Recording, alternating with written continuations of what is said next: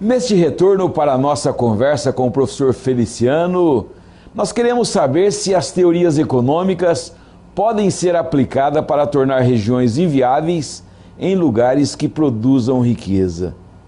E aí eu quero emendar, professor, e perguntar, uma região como o Araguaia, como é que faz para se produzir riquezas?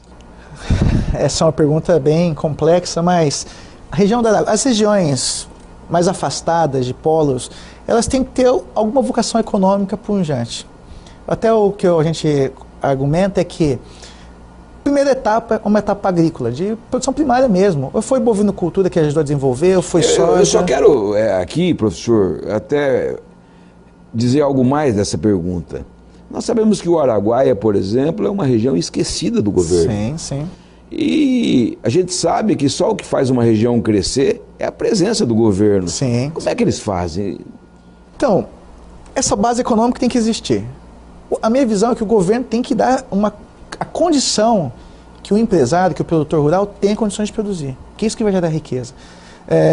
Só que essas regiões muito afastadas, para elas continuarem crescendo, o que é teoria, o que os exemplos no mundo inteiro mostram é que as que fizeram transição da agricultura para outros segmentos, elas continuam vivas. As que têm dificuldade de fazer essa transição, elas desaparecem. E alguém vai falar assim, não, mas ele é muito pessimista. A gente pega as regiões de garimpo, no Mato Grosso. Todas as regiões de garimpo que ficaram no garimpo e não fizeram transição para um outro segmento econômico forte, desaparecem. É verdade. É uma constatação, não é uma opinião. E se eu pego regiões na África com a mesma situação de agricultura e mineração, no Brasil, na América do Norte, é a mesma situação. O senhor está querendo dizer que o Araguaia corre o risco de desaparecer? Se eu não recupero a vocação econômica que já existe lá, ou se eu não faço uma transição para uma nova vocação econômica, o que a literatura mostra, inclusive o Prêmio Nobel do Krugman, ele mostra o seguinte, eu tenho cidades espalhadas numa região. Se uma delas não é um polo e tem uma vocação econômica, a tendência natural é que as cidades se adensem, quer dizer, as pessoas migram, diminuem de tamanho. A gente pode pegar até acho que em torno de algumas regiões no norte do Mato Grosso, que as cidades estão diminuindo de tamanho. Por quê? Porque não fizeram bem a transição. Enquanto Sinop, que eu gosto de dar um exemplo de Sinop, ou de Rondonópolis, que fez a transição da soja, da produção agrícola para a região industrial, que foi a região de Rondonópolis, fez essa transição. A cidade continua pujante. Sinop fez uma transição de madeira para serviços. Você continua pujante.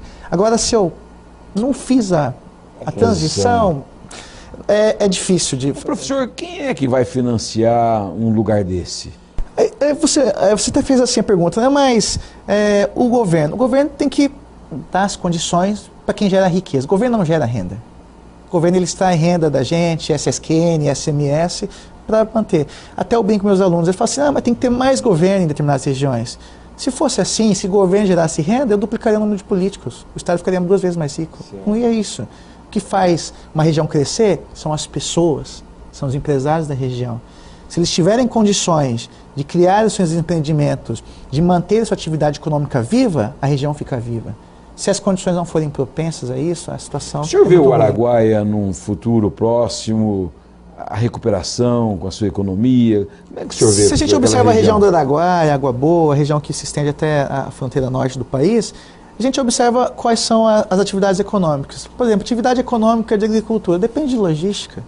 Atividade industrial depende de energia. Então eu tenho que observar o que as pessoas de lá precisam. Mas pontualmente... Uma discussão que eu sempre tive aqui, acho que lá na região norte, em Sinop, a sociedade sinopense tem que se decidir. Eu quero ou não quero indústria? Porque se eu quero indústria, eu tenho que ter energia. Se eu quero indústria, eu tenho que ter gente qualificada.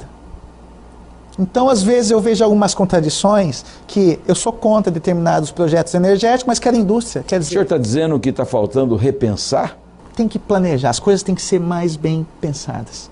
Eu não posso ter um ponto de vista contrário numa situação energética e ter um ponto de vista favorável numa situação industrial. As coisas não casam. Professor, a classe política de Mato Grosso, nosso programa não tem nada a ver com política, ela está preparada nessa cultura para fazer essas transições, ou essas alterações, ou esses planejamentos para o futuro?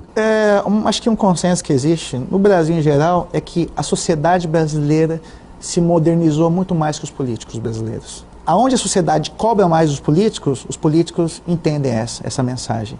Aonde a sociedade é um pouco ainda afastada disso, os currais eleitorais se mantêm e a sociedade acaba pagando o pato no final das contas. A sociedade brasileira ficou moderna. E por que eu apresento esses dados? Porque a sociedade ficou moderna, porque a sociedade que criou uma classe média, a renda aumentou no Brasil, a escolaridade do brasileiro subiu e o empresário brasileiro é dinâmico. O empresário brasileiro é fantástico. Se eu pego os exemplos de grandes empresas multinacionais brasileiras que não existiam 20 anos atrás, a gente pega Ambev, Gerdau, Vale do Rio Doce, Petrobras, mostrando que o brasileiro tem capacidade. Só que o arcabouço que dá o suporte, que é o governo, ainda ele é, qual é o momento, ele é lento. E na sua opinião, qual que é o momento certo de você repensar numa cidade? Repensar numa cidade, para a gente entender assim, uma coisa interessante, que eu até brinco, né, faço uma pergunta sempre, vou fazer a mesma pergunta para o senhor. Se o senhor fosse prefeito de uma cidade, prefeito, olha a diferença do pensamento político do pensamento de estadista, que vê a longo prazo. O senhor tem duas opções, investir na cidade, nas obras da cidade, ou investir nas pessoas da cidade. Porque se você investe nas pessoas, você tem um problema. As pessoas vão ficar bem qualificadas, geralmente elas vão embora. Agora, se eu invisto na cidade, as pessoas vêm para a cidade. Aí é uma dúvida que existe muito. O que o senhor faria? Invisto no lugar, praça, rua, asfalto, ou invisto na qualificação das pessoas? É a mesma coisa. O argumento que eu vejo muito, assim, quando vai discutir política industrial e de desenvolvimento